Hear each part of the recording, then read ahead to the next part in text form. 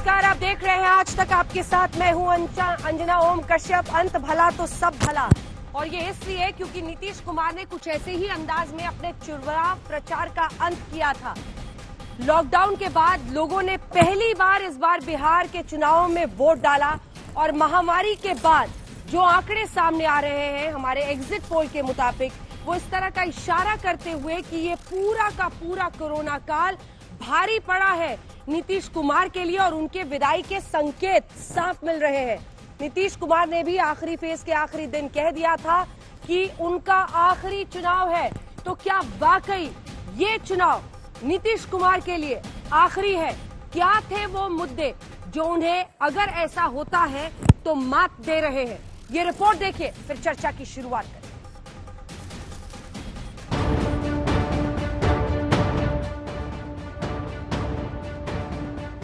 किसी को चिंता है 8-8, 9-9 बच्चा बच्ची पैदा करता है, क्या मालूम है किसी को?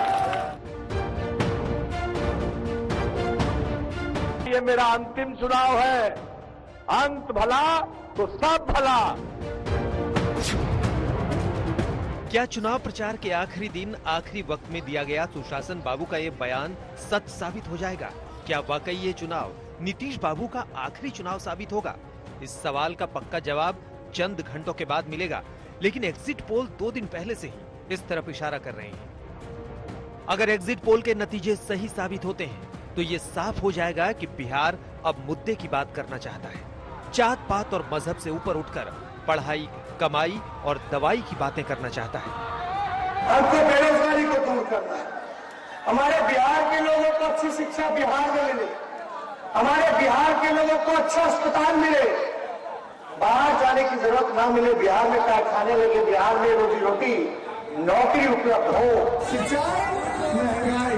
पूरे चुनाव प्रचार में तेजस्वी ने लगातार स्वास्थ्य और शिक्षा की बातें की, बेरोजगारी और नौकरी की बातें की, युवाओं को 10 लाख नौकरी का भरोसा देते रहे। वहीं दूसरी ओर नीतीश बाबू तेजस्वी को झूठा बताते रहे। झूठा वादा करना होता तो हम करोड़ नौकरियों देने का वादा करते हैं, लेकिन हमने 10 लाख इसलिए कहा है क्योंकि 4.5 लाख नौकरियां रिक्त पड़ी हैं ऑलरेडी।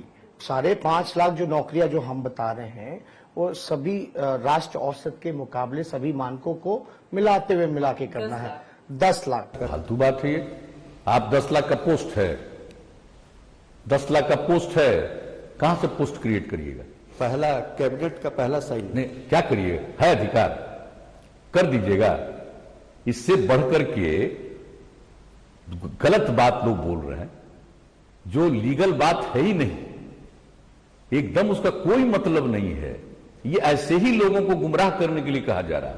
हो सकता है नीतीश बाबू सच बोल रहे हो कि 10 लाख लोगों को नौकरी देना मुमकिन नहीं है, लेकिन ये भूल गए कि लोग रोजगार चाहते हैं। लोग सड़क, बिजली और पानी से आगे बढ़कर अच्छी शिक्षा और दुरुस्त स्वास्थ्य सेवाएं चाहते हैं। सबसे बड़ी चीज है जो मुद्दे उठाए, कॉमन मैन के मुद्दे। हाँ। जो पहले रोड सड़क बिजली पानी होता था, वो आज की डेट में एम्प्लॉयमेंट, बिकॉज बिहार ऐसा स्टेट है जहां पर कहने के लिए एक भी प्राइवेट इंडस्ट्री नहीं है, और सबको रोजगार की तरफ नजर जाने लगी कि हम वापस आए तो अब यहाँ करें क्या। एंड दैट इज व्हेन जो तेजस्वी ने जो सही मुद्दा लिया, कमाई और महंगाई। अगर बिहार में एग्जिट पोल के नतीजे सही साबित हो जाते हैं तो नीतीश कुमार का क्या होगा? राष्ट्रीय सियासत में जेडीयू का रोल बहुत ज्यादा नहीं है। नीतीश बाबू की पार्टी बिहार की सियासत तक ही सीमित है। ऐसे में सवाल ये कि 5 साल बाद नीतीश और उनकी पार्टी का भविष्य क्या होगा? अंत भला तो सब भला। बहरहाल अगर एग्जिट पोल के नतीजे सही साबित हुए तो ये साफ हो जाएगा कि अब जात पात और मजहब के नाम पर वोटिंग का युग खत्म हो चुका है। अब रोजगार, शिक्षा और महंगाई ही चुनावी मुद्दा होगा। ये साबित हो जाएगा कि नीतीश कुमार के सुशासन और विकास के दावों के ऊपर मौजूदा समस्याओं वाले मुद्दे भारी पड़ गए। अंत भला तो सब भला। आज तक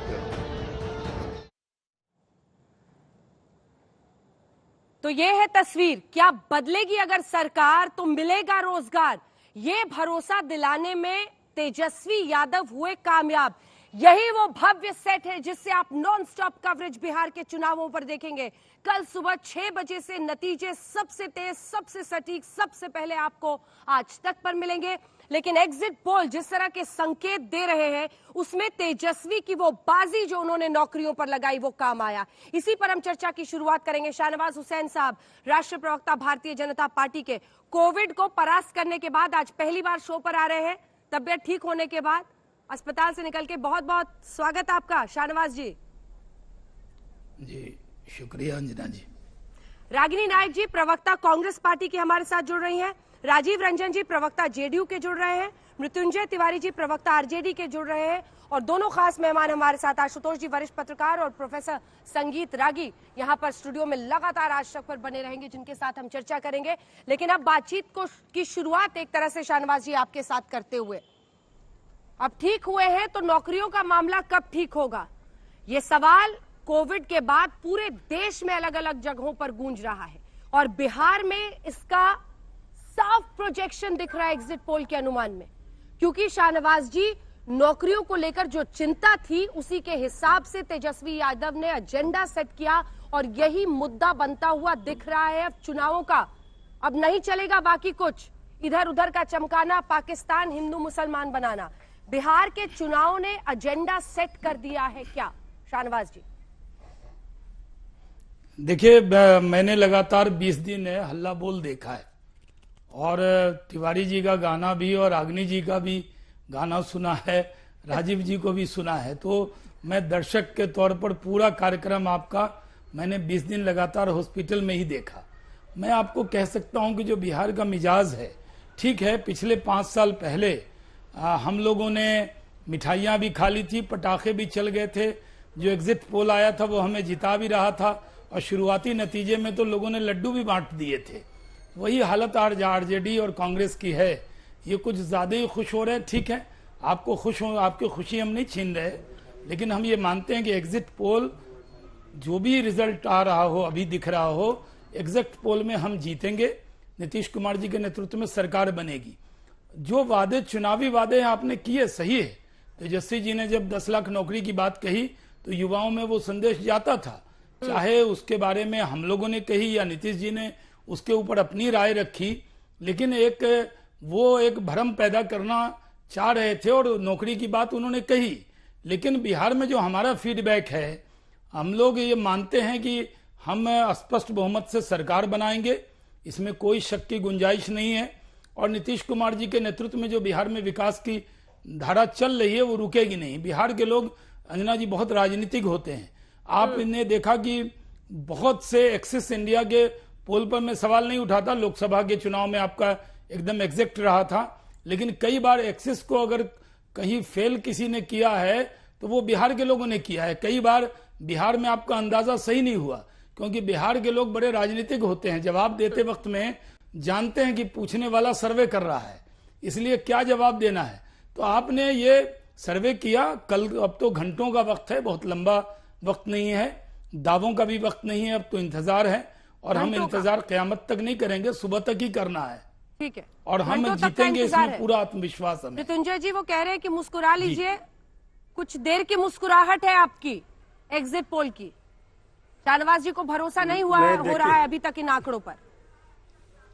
देखिए अंजना जी, सबसे पहले तो हम आदरणीय शाहनवाज हुसैन जी को कोरोना की जंग जीत कर आए हैं। कोरोना की जंग तो उन्होंने जीत लिया, बधाई देते हैं, लेकिन बिहार का चुनावी जंग वो हार रहे हैं।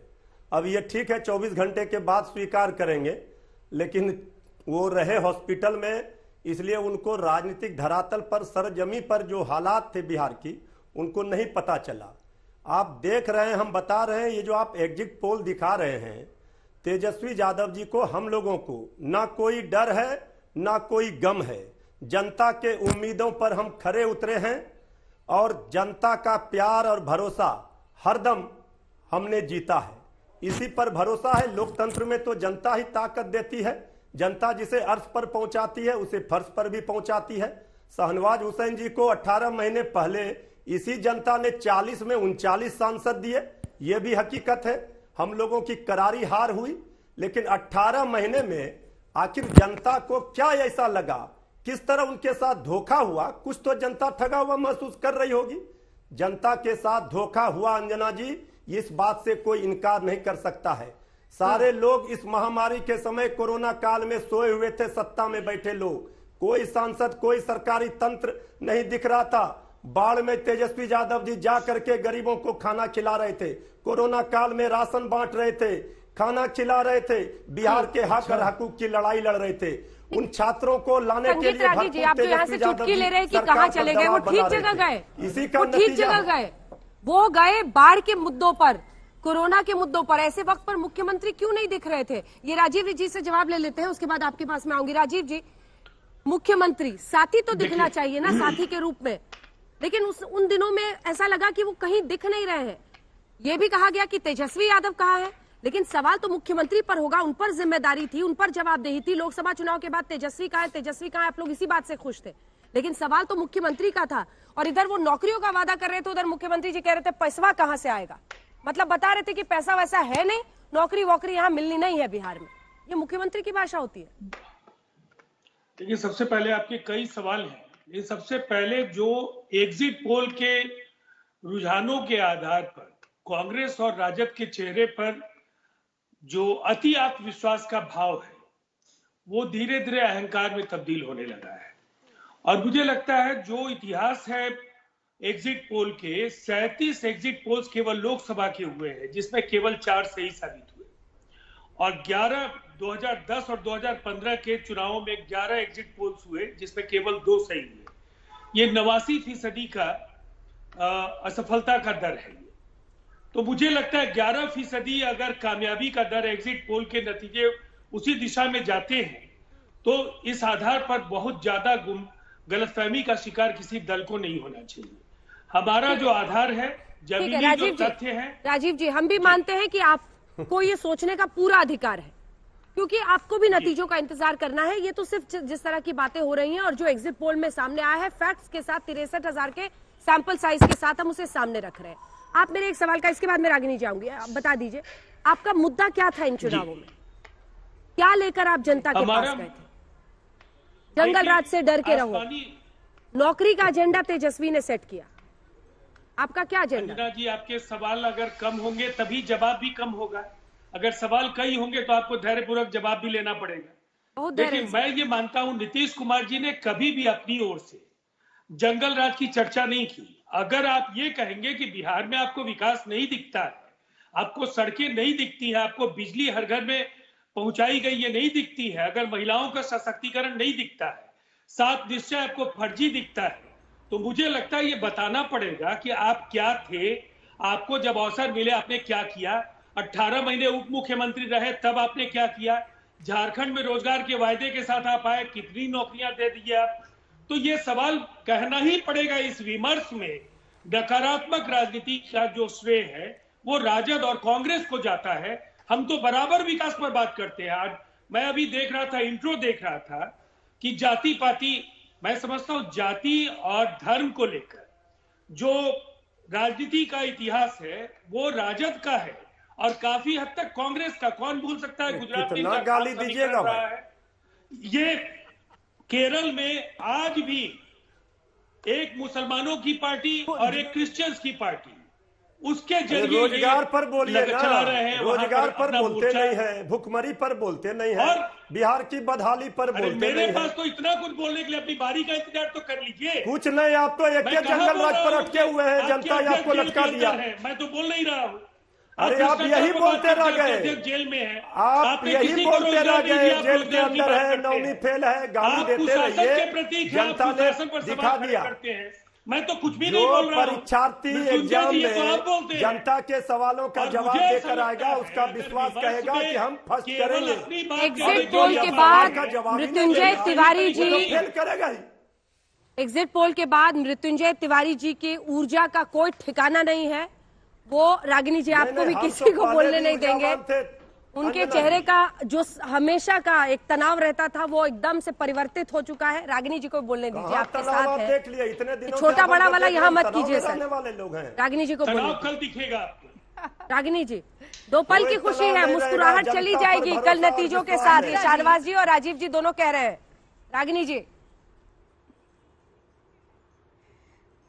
अंजना जी, राजीव रंजन जी तेजस्वी यादव जी ने उप मुख्यमंत्री बनके क्या किया जानना चाहते हैं। वो गुजरा समाना हो गया राजीव जी, अब मुख्यमंत्री बनकर वो क्या करेंगे ये आप बैठकर देखिएगा। सबसे पहले शाहनवाज जी को स्वास्थ्य लाभ की शुभकामनाएं और तेजस्वी यादव जी को जन्मदिन की शुभकामनाएं देते हुए अपनी बात कहना शुरू करती हूं। आपने आज बड़ा जो एक टैगलाइन रखी वो थी अंत भला सो सब भला। नीतीश, बीच में मत बोलिए भाई साहब, बीच में मत बोलिए, कल का इंतजार कर लीजिए, थोड़ा बैठ। मैंने केवल उनको शुभकामनाएं दी। नीतीश कुमार जी ने आखिरी चरण में नीतीश कुमार जी ने चुनाव के आखिरी चरण में हाथ जोड़कर जनता से कहा कि अंत भला सो सब भला, यानी कि अपनी रिटायरमेंट की थकाहारा होने की और नाकामी की लगभग घोषणा उन्होंने स्वयं ही कर दी थी। पर उलटबाजी देखिए, जनता ने क्या किया।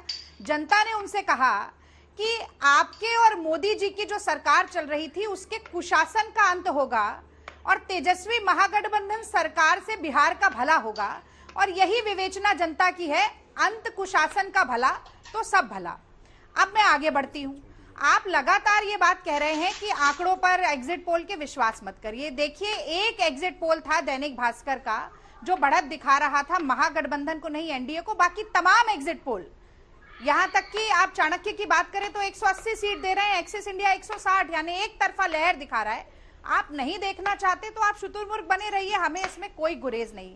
पर अंजना जी, क्योंकि मैं और आप, हम गृहिणी भी हैं और महिलाओं की बड़ी भूमिका रहेगी इस चुनाव में तख्ता पलट करने की। वो सभी महिलाएं जिन्होंने शराबबंदी के झूठे वादे पर नीतीश जी को वोट दिया था, जो कि आज इस सरकार की खिलाफत में वोट करके आई हैं। तो मैं आपको बता दूं कि जब आप और मैं, हम सभी महिलाएं घर में भात बनाती हैं या चावल बनाती हैं, तो पतीले या कुकर में एक दाना भी अगर हम निकाल के देखते हैं तो पता चल जाता है कि वो गला या नहीं। यहाँ पर एक दाना नहीं गला है, बाकी पूरा चावल बन गया है। पर इन्हें इस बात का यकीन नहीं है कि ऊंट करवट बदल चुका है, हवा का रुख बदल चुका है और तख्ता पलट हो चुका है। आप बिहार गए हैं, पता चल रहा है, भात बोल रही हैं, चुनाव में नहीं की। सांप्रदायिक नहीं, मैं हूँ मध्य प्रदेश की, हम दाल भात ही बोलते हैं। अब एक बात और जल्दी से जोड़ देती हूँ, सुनिएगा। देखिए, मोदी जी ने नीतीश बाबू को पोस्टर से निकालकर अलग कर दिया था। ये लोग अब मोदी जी के चेहरे पर चुनाव लड़ रहे थे, तो केवल हार का ठीकरा नीतीश बाबू पे मत फोड़िएगा। मोदी नीतीश सरकार थी, और देखिए गठबंधन में एक दूसरे का गुण और दोष समाहित हो जाता है। तो मोदी जी ने जो 2 करोड़ नौकरियों का झूठा वादा दिया था ना, कहाँ तो तय था चरागा हर एक घर के लिए, कहाँ चराग मयस्सर नहीं शहर के लिए, तो वो यहाँ पर बिहार में भी भुगतना पड़ा है नीतीश बाबू को। 10 लाख नौकरियां हम देंगे, उस पर विश्वास नहीं किया, फिर 19 लाख की घोषणा कर दी। तो जनता की आंखों में जो धूल झोंकने का काम करता है, उसे असल में जनता खुद ही बुड़बक बना देती है। ये बिहार की जनता ने साबित किया है।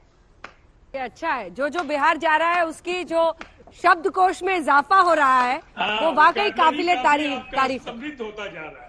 एकदम अच्छी बात है ना सर। बिहार पूरे देश में वैसे ही छाया हुआ था, अब देखिए ये शब्द भी सारे छा रहे हैं। एक बार ये फुल स्क्रीन तस्वीरें दिखाइए। हैप्पी बर्थडे भी आज मनाया है तेजस्वी यादव ने, उनके समर्थकों ने, परिवार के बीच में। और खबरें ऐसी भी आ रही हैं कि शायद बीजेपी भी एग्जिट पोल को नजरअंदाज करके लड्डू वड्डू बनाकर वहां तैयारी कर रही है। ये देखिए बर्थडे की उनकी तस्वीरें हैं, अपने पूरे परिवार के साथ वो बर्थडे मनाते हुए दिखाई दे रहे हैं, परिवार में बहनें, उनके बच्चे, सबके साथ। लेकिन एक बार वो ग्राफिक्स दिखाइएगा जो इससे पहले हम दिखा रहे थे, क्योंकि जात पात है या नहीं, जात पात के ऊपर अब मुद्दों की बात इस बार चली है, या फिर जात पात में भी सेंध लगा दिया है महागठबंधन ने। ये देखिए, ये जब हम आपको दिखा रहे हैं, अगड़ी जाति में महागठबंधन की तरफ भी जाते हुए लोग 2015 बनाम 2020 हम आपको अगड़ी जातियों में भी दिखा रहे हैं। देखिए महागठबंधन में इजाफा हुआ है इस बार अगड़ी जातियों में, महागठबंधन की तरफ जाने वाले को, चाहे वो कुर्मी हो जो कि कोर वोटर बैंक माना जाता था नीतीश कुमार का, वो देखिए 71% 2015 में था, लेकिन यहां पर भी देखिए, और वो उसकी वजह ये थी कि गठबंधन था उनका, लेकिन इस बार भी देखिए आप एक टैंजिबल अमाउंट, ऐसे ही आप हर जात में, चाहे भी ओबीसी हो, एसटी एससी हो, आप सब में देखिए महागठबंधन ने अगड़ी जातियों में भी सेंध लगा दिया है। इसकी क्या वजह थी रागी जी? देखिए, और इसके बाद एनडीए वाला भी दिखा दीजिएगा, इसके बाद एनडीए वाला भी दिखाइए। हाँ बोलिए रागी जी, बोलिए। ये देखिए यदि महागठबंधन जीतता है, हाँ, तो इसमें कोई दो राय नहीं है कि जो सबसे बड़ा मुद्दा था वो कोविड के बाद जो मिसमैनेजमेंट जो थोड़ा सा दिखा, वो एक बहुत बड़ा फैक्टर था। लेकिन ये राष्ट्रीय मुद्दा बनेगा। एक मिनट। लेकिन दूसरा जो मैं बार बार ये कह रहा हूं कि जो सामाजिक समीकरण है उसमें भी कोई ना कोई बदलाव जरूर आया होगा। जब तक ये सामाजिक समीकरण में बदलाव नहीं आएगा तब तक इस प्रकार से चारों ओर बिहार के सारे कोनों में महागठबंधन जो है वो विजय प्राप्त नहीं कर सकती थी। क्या बदलाव आया? इसका कारण मैं बता रहा हूं। कई ऐसा कारण है जहां पर आप 20 से 22% आप देखेंगे कि एससी वोटर हैं और उनमें यदि शिफ्ट किया है वोट या अगड़ी जातियों में यदि 17% है, 22% है, 38% है, यदि वो शिफ्ट किए हैं जैसा कि दिख रहा है, यदि वहां पर जो आपके डेटा से जो हमें दिख रहा है, तो इसका मतलब मुझे ऐसा लगता है कि सामाजिक समीकरणों में भी बदलाव आया है। लेकिन उसकी वजह नहीं बता रहे आप। वो तो दिख रहा है कि समीकरण में बदलाव आया है। दो ही वजह हो सकती है, या तो टिकट बंटवारा आशुतोष जी, या तो टिकट बंटवारे में एनडीए ने जो किया उसकी वजह से अगड़ी जातियों ने देखा कि नहीं हम इस बार उधर जाते हैं, या फिर नौकरियों की कमी, किल्लत पैसे की, परिवार को चलाने की दुविधा के बीच जात के ऊपर उठकर लोगों ने उम्मीद की तरफ वोट किया। देखिए, पहली बात आपका जो ओपिनियन एग्जिट पोल है वो साफ बता रहा है कि जो आरजेडी गठबंधन है उसको 44% के आसपास वोट मिल रहा है। हाँ। अगर आप 2015 के आंकड़ों को देखें तो 2015 के आंकड़े कहते हैं कि आरजेडी को 18.6%, कांग्रेस को 6%, और लेफ्ट को करीब 3 से 4%। अगर इन सारे आंकड़ों को जोड़ लें तो आपको 28-29% वोट भी उनका था। अब अगर वो 44% तक आया है तो जाहिर सी बात है कहीं ना कहीं तो टूट के आया है। तो और ऐसा कब होता है? जब आपको 15% का जंप मिलता है आपके वोट शेयर में। अगर 15% का जंप है इसका मतलब लैंडस्लाइड जंप है। काफी लोग टूट कर इधर आए और काफी तरीके से लोग जो है थोड़े से दिग्भ्रमित हुए जो पहले जिसको वोट दिया है। इसका सबसे बड़ा कारण जो मुझे लगता है, एक तो जिस तरीके से कोविड को मिसमैनेज किया है। और देखिए, एक बात हम समझ जाते हैं, जो मनुष्य की साइकोलॉजी होती है, जब वो अपमानित महसूस करता है कि उसके अपने गार्डियन ने जिस तरीके से कोविड के संदर्भ में, जैसा कोटा का सवाल था, तो उत्तर प्रदेश के मुख्यमंत्री ने अपनी गाड़ियां भेजी उनको लाने के लिए, लेकिन बिहार के मुख्यमंत्री ने उसको इस तरीके से हिकारत की नजर से देखा।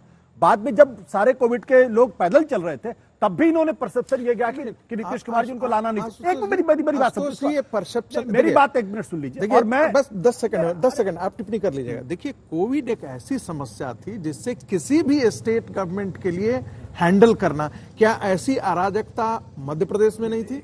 अब तो कमलनाथ जी की भी सरकार थी सर। मेरी बात सुन ले, मैंने कहा एक बात मुझे बताइए, यूपी में लगाना कि मुख्यमंत्री कोशिश कर रहे हैं। बिल्कुल सही है, ये ऐसा देखिए, छवि भी बहुत महत्वपूर्ण होती है, जबकि राजनीति is a game of perception. Perception ऐसा हुआ, वो परसेप्शन जो बनता है उसके बाद आपने जमीन के ऊपर क्या क्या किया, क्या आपने रोजगार के अवसर खोले? आज मैं तो आपको एक के बाद एक आंकड़े दे सकता हूं। उन आंकड़ों में आप देखिए कि ऑल इंडिया फिगर क्या है। मुझे एक चीज छोटी बताइए, बस 6 महीने में, अप्रैल महीने से ये चल रहा है मामला माइग्रेशन का। 6 महीने से आज नवंबर में चुनाव होने वाला है। ऐसी कौन सी इंडस्ट्री आप खड़ा कर देंगे और ऐसे कौन से रोजगार के साधन आप दे देते? एक्सेप्ट सुन तो लीजिए ना मेरी बात। नहीं, ये बार बार कल से मुद्दा ये इस पे आप मुझे जिक्र हो रहा है। आप मुझे बताइए कौन सी ऐसी इंडस्ट्री लगा देंगे जिससे आपको रोजगार क्रिएट किया जाएगा, एक्सेप्ट कि आप उनको वेलफेयर स्टेट के नजरिए से आप उनको मोनेटाइज करें। ट्रेन किस पटरी पर चलती है समझ ही नहीं आता। जी, पहली बात आप समझिए, इन्होंने शुरू में खुद ही कहा कि कोविड के वक्त मिसमैनेजमेंट मैंने खुद ही शुरू किया था। पटरी इतनी बदलती है ना आपकी ट्रेन। देखिए संगीत जी, एक बात आप समझ लीजिए, अगर मैंने जो आपको आंकड़े दिए हैं, अगर 15-16% के वोटर का माइग्रेशन अगर एनडीए से हटके इस तरफ हो रहा है तो इसका मतलब यह है कि कोई फंडामेंटल प्रॉब्लम है। नीतीश कुमार ने जिस तरीके से पहले बीजेपी का हाथ छोड़ा, उसके बाद फिर वो जनता कांग्रेस आरजेडी के साथ आते हैं, फिर आरजेडी के साथ छोड़ के वो आते हैं। जब आप इतना बड़ा जंप मारते हैं तो आप पॉलिटिक्स में क्रेडिट बहुत बड़ी बात होती है। आपकी क्रेडिबिलिटी खत्म हो गई। उस क्रेडिबिलिटी को आपने मल्टीप्लाई कर दिया कोविड के मिसमैनेजमेंट से। क्या 10 लाख सरकारी नौकरियों के जवाब में ही अगले दिन निर्मला सीतारमण विजन डॉक्यूमेंट लेकर आई 19 लाख रोजगार के अवसर? क्या एजेंडा तेजस्वी ने सेट किया और आप लोग पीछे पीछे पहुंचे? छोटा सा जवाब।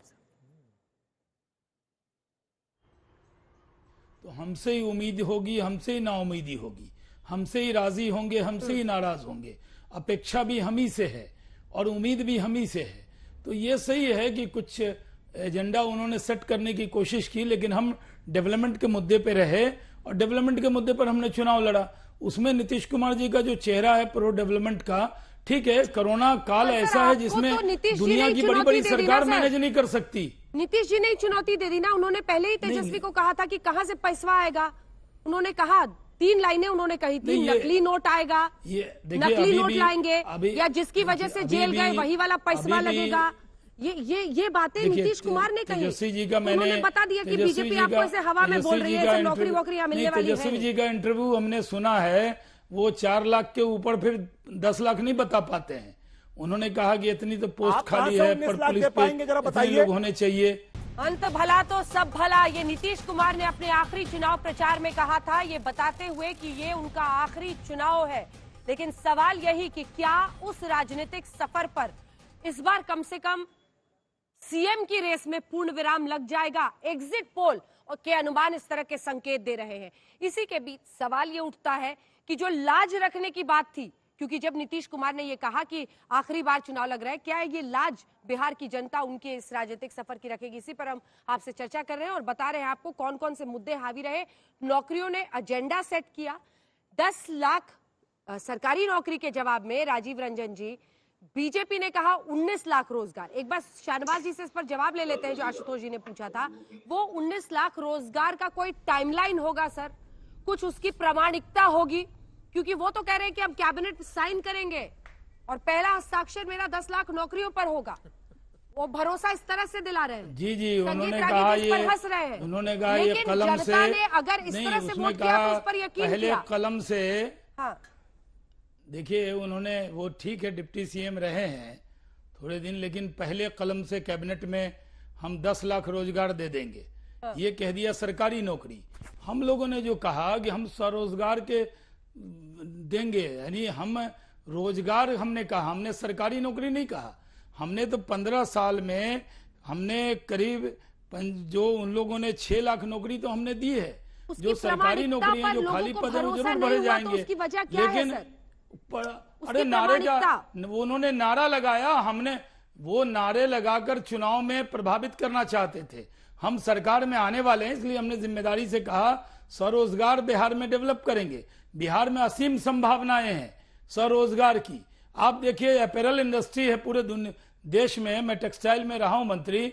आप देखिए जितने वर्कर हैं पूरे देश में, त्रिपुर से लेकर कहीं चले जाएं, वो कारीगर बिहार के हैं। अगर अपैरल इंडस्ट्री को हम अपने यहाँ लाते हैं तो बहुत बड़ी तादाद में रोजगार आता है। वहां सारे काम करने वाले बिहार के लोग हैं। लेकिन हमने जब पहले दिन कहा आत्मनिर्भर बिहार, यानी जो काम बिहारी स्किल कर सकता है, बिहारी लोग यही पूछेंगे ना कि ऐसा आपका बिहार को पटरी पर विदाउट टाइम लिमिट वाला प्लान है ये स्वरोजगार वाला, तो ये 15 साल में क्यों नहीं हो सकता? आपने ये कोई डाक नहीं हो रहा था कि तुम कहो इतना देंगे तो हम कहें इतना देंगे। ये जिम्मेदारी का सवाल है। मुझे बताइए, सरकार में आने वाले बताइए 15 साल तक आप साथ रहे, आप बिहार से थे, आपने क्यों नहीं नीतीश जी को बताया कि अपैरल इंडस्ट्री की संभावना है, उसको खोलिए। अब आप 15 साल के बाद आप कह रहे हैं। देखिए भागलपुर के हैं आप, और भागलपुर सिल्क का क्या नाम है? आज आपको मालूम है भागलपुर से, अंजना जी, भागलपुर से आज कितना एक्सपोर्ट हो रहा है?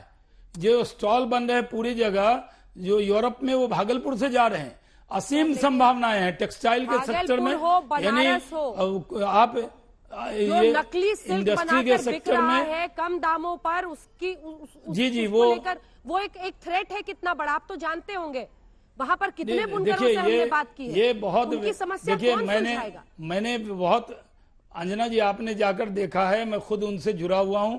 मैं मानता हूं कि अभी भी असीम संभावना है बिहार के अंदर, संभावनाओं की कोई कमी नहीं है। अब देखिए आज दरभंगा एयरपोर्ट चालू हो गया, अंजना जी आपको मालूम है, चुनाव में नहीं चालू हुआ, आज चालू हुआ वोटिंग से पहले। अब दरभंगा बनने के बाद पूरा सुपौल, सहरसा, मधेपुरा, पूर्णिया का इलाका, मधुबनी का इलाका, कितनी बड़ी संभावनाएं बनेंगी वहां से।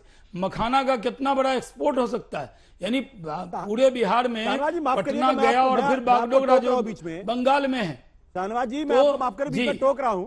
आप मुझे एक चीज समझाइए, आपने वो तस्वीरें देखी जो 1200 किलोमीटर लोग पैदल चल के गए, वो फटी हुई एड़ियां। अरे भाई वो तस्वीरें कितनी बार गिनाएंगे साहब? नहीं देखा था आपने सेंचुरी, आशुतोष जी, आंसू आप ही की आंखों से नहीं दिखते, बिहार से, जो बिहार आपके चश्मे से ही आंखों दिखते हैं। क्या हम उन आंसू का दर्द हमें नहीं है? और आप चाहते हैं कि बिहार के लोग उस चीज को भूल जाएं। उनके आंसू आपने आशुतोष जी, आपके चश्मे ने सब आंसू देखे हैं, हमने अपने हाथों से वो आंसू पोंछे। हमें और आप में अंतर ये है कि सिर्फ आप सिर्फ आलोचना कर रहे हैं। नीतीश कुमार किसने दिया राशन?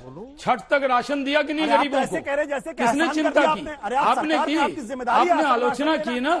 अरे थोड़ा अरविंद, तो जिम्मेदारी, अच्छा हम करें तो हमारी जिम्मेदारी है और न करें तो कहें आलोचना है, ऐसा नहीं है। बिहार के लोगों के दुख दर्द को दूर करने का काम हमने किया, आंसू पोंछने का काम हमने किया, उनको राशन देने का काम किया, उनके अकाउंट में पैसा देने का काम किया। डबल इंजन के साथ दिखने के नाम पर पता है शाहनवाज जी तब भी क्या हम हुआ आपके था साथ बिहार बहस में सरकार थे। में?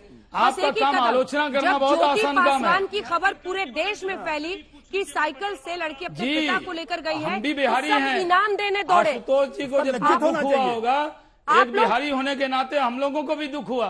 हाँ, लेकिन वो इनाम संकट दौड़ अलग कर है, देने की बात नहीं थी। डेवलप कंट्री में भी संकट है, साथ खड़े दुख में दिखने की बात थी। अमेरिका हो या यूरोप हो, संकट सब जगह है। कोरोना काल पर आप सरकार को ऐसे नहीं कह सकते। कोरोना काल में जितना अच्छा काम नरेंद्र मोदी जी की सरकार ने किया, दो शब्द नहीं आप लोगों के पास उसकी प्रशंसा के लिए। रागिनी जी, तेजस्वी यादव ने होनी चाहिए जिस तरह से परिस्थितियां संभाली गई। अंजना जी, शाहनवाज जी कह रहे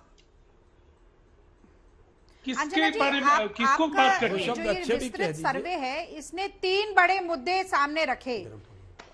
शाहनवाज जी, 3 बड़े मुद्दे सामने रखे: रोजगार, महंगाई और विकास। अब आप देखिए ये मुद्दे अगर यथार्थ में इन पर काम हुआ होता सरकार के द्वारा तो ये इतने बड़े मुद्दे बनते नहीं और 44% वोट शेयर हमें मिलता नहीं। अरे बीच में मत बोलिए भाई साहब, भाई साहब एक बार बोल तो लेने दीजिए, मैं 30 सेकंड में खत्म करके आपको मौका दूंगी। 3 बड़े मुद्दे, विकास, रोजगार और महंगाई। जब मैं बिहार में प्रचार कर रही थी महिलाओं के बीच में, तो वो कह रही थी कि ये गाना आपने सुना होगा, सखी सैया तो खूब ही कमात है, महंगाई डायन खाए जात है। पहले कम से कम अगर महंगाई थी तो कमाई तो थी। पोल में अब महंगाई है, कमाई नहीं है। रागी जी, क्योंकि रोजगार पूरी काउंटर पॉइंट है इस पर। रागिनी जी, 6 करोड़ लोग बेरोजगार हैं। रागिनी जी एक छोटी सी बात कह दूं कि जो डेटा है, जो सर्वे है, उसमें 11% लोगों ने ही इसे बहुत बड़ी समस्या माना है महंगाई को। महंगाई बिहार के चुनाव में कोई बहुत बड़ा मुद्दा नहीं था। सबसे बड़े मुद्दे थे विकास और बेरोजगारी थी, लेकिन 42% लोगों का मानना कि विकास नहीं हुआ, इसलिए विकास मुद्दा था बिहार के अंदर। 42% लोगों ने कहा कि विकास मुद्दा है। जिस दिन प्याज की माला पहनकर तेजस्वी यादव निकले थे, मैं पटना की सड़कों पर जितने भी वहाँ मुख्य मार्केट है वहाँ गई थी। 70-80 रुपए किलो प्याज मिल रहा था। कई लोग थे जो मिडिल क्लास के भी थे, बड़े गुस्से में थे इन तमाम मुद्दों से। कहां पर नब्ज पकड़ने में आपने चूक की और कैसे ये मुद्दे आने वाले चुनाव में भी संकेत दे रहे हैं बड़े हो सकते हैं।